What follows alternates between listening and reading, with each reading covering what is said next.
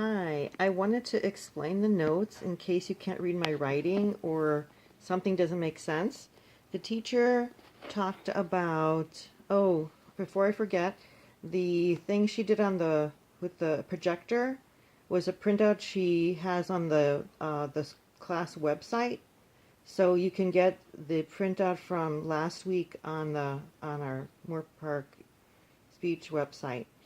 I guess called, I forgot what it's called. Anyway, she said in the class that there's three kinds of informative ways of doing an informative speech as far as organizing it: topical, chronological, and spatial. So topical could be like maybe a movie star, their early years, their movies they did, and maybe their charity work. Chronological would be something like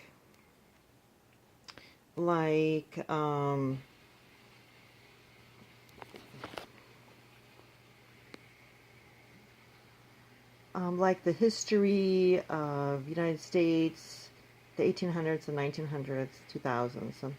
Spatial could be something like um, the parts of a car, the frame, the exterior, different parts of it. With spatial, you can't do a concept or a person. With chronological, you could do like process or location. And then those are the ways of organizing informative speech. And then, oh, I made a mistake. The types of informative speech are an object, person, animal, location, concept, process, or event. And then what we did for class is we practiced doing an informative speech. We split up into groups of 5, and we were supposed to create an informative speech about Oreo cookies. And so we all had to make sure we had these parts to our speech: the intro, the attention-getting device, audience relevance. We need to say our thesis. Today I want to blah blah blah, and we had to have 3 main points. So a 3 main point preview with a signpost.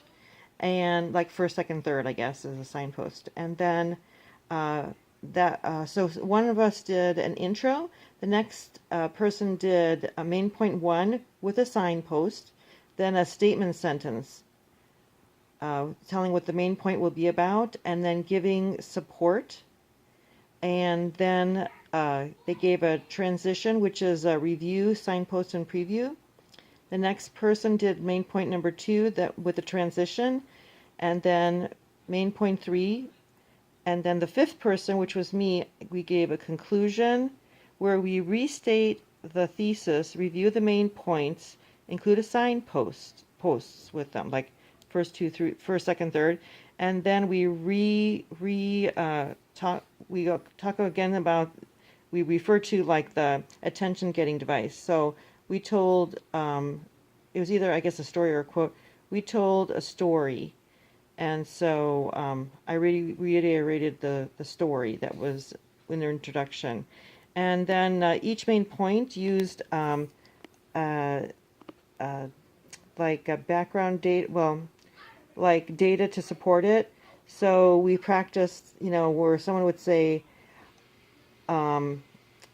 according to the New York Times article from January 5th, 2017, the Oreo cookie is eaten by so many millions of people. So we made up something. These aren't true supporting sources. And then another example that was totally made up is, in a book, Everything You Need to Know about Oreos or whatever, by Judy Lane, 2009. She shares blah blah blah about Oreos. And then the third source was, according to a personal interview by James Paul, professor, insert a credibility, so you might say a professor of culinary arts or whatever, from September 9th, 2017. People made things up, and then so we had fun. Everybody's group presented, and it was just fun. People were really creative, and then the teacher said, don't forget, you're handing in your outline either Tuesday or Thursday. You only come one of those days. I'm assuming you signed up. If not, you could talk to the, email the teacher.